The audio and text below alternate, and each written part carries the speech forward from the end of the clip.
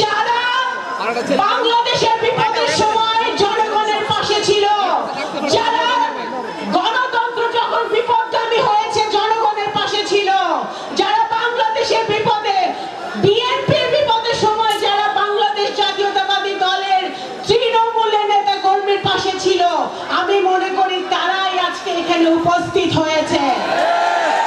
এবং আপনাদের নেতা, আমাদের নেতা যিনি বিপদের সময় আমাদের পাশে ছিলেন, বাবু ঘোষচন্দ্র রায়, আজকে আপনাদের কান্ডারি হিসেবে আজকে প্রধান অতিথি হিসেবে উপস্থিত হয়েছেন।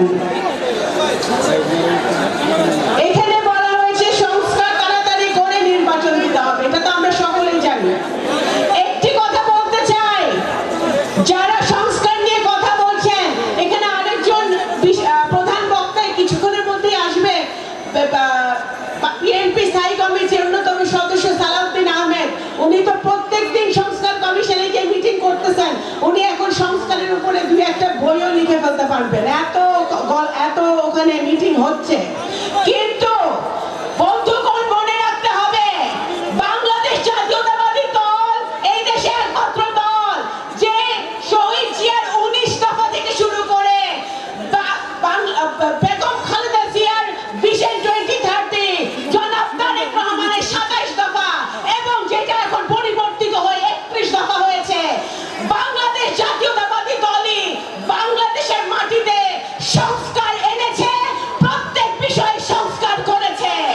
সুতরাং বাংলাদেশ জাতীয়তাবাদী দলকে সংস্কারের ব্যাপারে শিক্ষা দেওয়ার কিছু নাই। 31 দফায় যেটা আমাদের নেতা জনাব তারেক রহমান বলেছেন,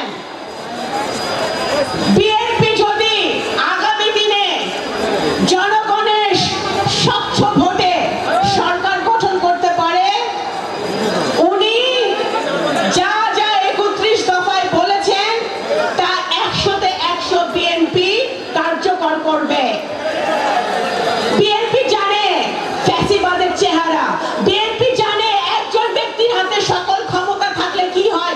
17 বছর ধরে আপনারা দেখে আসছেন, আপনাদের প্রত্যেকের মাথায় হুলিয়া ছিল, প্রত্যেকের মাথায় মামলা ছিল, আমাদের বহু লোক গুম হয়েছে, বহু লোক খুন হয়েছে, সেগুলো আমরা দেখে আসছি। বন্ধুগণ, আজকে জুলাই মাসের 5 তারিখ, গত বছর আমরা ভুলি নাই। জুলাই আগস্টে আমাদের যে ছাত্র ভাই বোনরা আন্দোলন করেছিল, যে প্রাইভেট ইউনিভার্সিটি ভাই বোনরা প্রাণ দিয়েছিল, রক্ত ঝরেছিল, যে ছোট বাচ্চাদেরকে, সাধারণ জনগণকে হাসিনার অর্ডারের উপর থেকে গুলি করে খুন করা হয়েছিল, তাদের কথা আমরা ভুলি নাই। আজকে তাদেরকেও আমি এই মঞ্চ থেকে স্মরণ করতে চাই।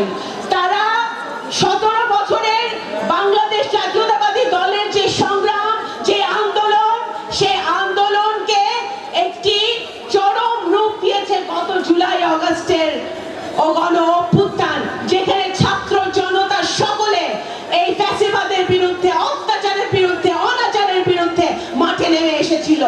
এমনকি আমাদের ভাই বোনদের বাবা মারাও, গার্জিয়ানরাও, তারাও মাঠে নেমে এসেছিল। তাদেরকে আমরা ভুলি নাই, তাদেরকে আজকে আমরা স্মরণ করতে চাই এবং সারা জীবন স্মরণ করে যাব। আজকে একটি কথা পরিষ্কার হতে হবে, ভাইরা, গোল টেবিলে বসে এসির মধ্যে পিয়ার নিয়ে আলোচনা করা আর নিজের এলাকায় গিয়ে সাধারণ মানুষের মধ্যে মিশে জনগণের সমস্যা সমাধান করার মধ্যে অনেক পার্থক্য আছে। যারা পিয়ার করতেছে তাদের জনগণের সাথে কোনো সংযোগ নাই। আজকে নির্বাচনী এলাকায় যা আজকের প্রধান অতিথি আপনাদের আত্মার মানুষ, আপনাদের প্রত্যেকের সুখ দুঃখে উনি পাশে থাকে, উনি জানে আপনাদের সমস্যা কি, আপনাদের কি করতে হবে, আপনাদের উন্নয়নের জন্য কি প্রয়োজন উনি জানে। আজকে যারা পিয়ার নিয়ে চিল্লাচ্ছে তাদের বুঝতে হবে যে প্রত্যেকটি নির্বাচনী এলাকায় তারা এমন জনপ্রতিনিধি চায় যারা তাদের সুখ দুঃখ বুঝবে, তাদের পাশে থাকবে, তাদের বিপদের সময় তাদের পাশে ছিল বিগত দিনে এবং ভবিষ্যতেও থাকবে। সেই নিশ্চয়তা 17 কোটি মানুষ চায়।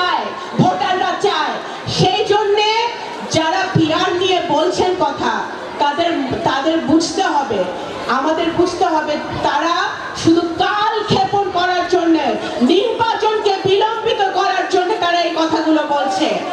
আপনারা যদি জনগণের উপরে, বাংলাদেশের জনগণের উপরে আস্থা থাকে, তাহলে এই অন্তর্বর্তীকালীন সরকারের সবচেয়ে বড় বাংলাদেশের মানুষের জন্য উপহার হবে ওনারা যদি একটি ফ্রি এন্ড ফেয়ার ইলেকশন বাংলাদেশের মাটিতে উপহার দিতে পারে। সেটাই হবে ডক্টর ইউনূসের সবচেয়ে বড় অর্জন।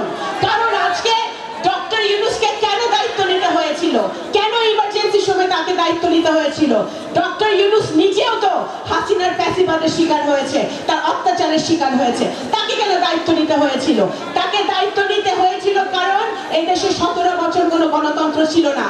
গত বছর যারা মৃত্যুবরণ করেছে ভাই বোনরা, আমাদের ইয়াং জেনারেশন, 18 বছরের ছেলে ভাই বোনরা যারা ভোটার হয়েছে, তারা গত 2018 সালে ভোট দিতে পারে নাই। 2014 সালে বিনা ভোটের নির্বাচন আমরা দেখছি, সেখানেও আমাদের ইয়াং জেনারেশন ভোট দিতে পারে নাই। সুতরাং আওয়ামী লীগের এই 15 বছরের সময় আমাদের বাংলাদেশের যারা নতুন ভোটার, তারা একজনও ভোট দিতে পারে নাই। হিন্দু, বৌদ্ধ, মুসলমান নির্বিশেষে সকল ধর্মের লোক, সকল বর্ণের লোক গণতন্ত্র থেকে বঞ্চিত ছিল, ভোট দেওয়া থেকে বঞ্চিত ছিল। আজকে সেটাই আমাদের প্রতিষ্ঠিত করতে হবে। আজকে যদি আমরা গণতন্ত্রের পথে হাঁটতে থাকি, হাঁটা শুরু করি, আমাদের সব সংস্কার এমনিতেই আমাদের হতে থাকবে। আমাদের একটি কথা মনে রাখতে হবে, শেখ হাসিনা খুবই পরিকল্পিতভাবে আওয়ামী লীগ প্রত্যেকটি গণতান্ত্রিক প্রতিষ্ঠানগুলো ধ্বংস করেছিল। প্রত্যেক নির্বাচন কমিশন থেকে শুরু করে, আইনের শাসন থেকে শুরু করে, জুডিশিয়ারি, বিচার বিভাগ সব ধ্বংস করেছে। এগুলো যদি ঠিক করতে হয় তাহলে একটি গণতান্ত্রিক সরকার, জনগণের দ্বারা নির্বাচিত গণতান্ত্রিক সরকার দরকার। এবং সেটা এই অন্তর্বর্তীকালীন সরকার বোঝে বলেই লন্ডনে বাংলাদেশের সবচেয়ে জনপ্রিয় দল বাংলাদেশ জাতীয়তাবাদী দলের কর্ণধার আমাদের ভারপ্রাপ্ত চেয়ারম্যান জনাব তারেক রহমানের সাথে ডক্টর ইউনূসের 1-to-1 1.5 ঘন্টা বৈঠক হয়েছে। এটাতে আবার অনেকের গা জ্বলে গেছে, অনেকে অনেক কথা বলতেছে, কিন্তু মনে রাখতে হবে যেই দল এদেশে যতবার গণতন্ত্র ব্যাহত হয়েছে, যেই দল এদেশে যতবার মানুষ বিপদে পড়েছে, এই দলই বাংলাদেশ জাতীয়তাবাদী দল মানুষের পাশে এসে দাঁড়িয়েছে, দেশের বিপদে দেশের পাশে এসে দাঁড়িয়েছে। সেই দলের যিনি পরিচালনা করছেন তার সাথে ডক্টর ইউনূস বৈঠক করবে, এটাই সবচেয়ে স্বাভাবিক ব্যাপার, স্বাভাবিক ঘটনা। কারণ আমরা বিশ্বাস করি যে শুধু দক্ষিণ কেরানীগঞ্জ না, এই কেরানীগঞ্জের প্রত্যেকটা বাড়িতে ধানের শীষের বাম্পার ফলন হয়েছে।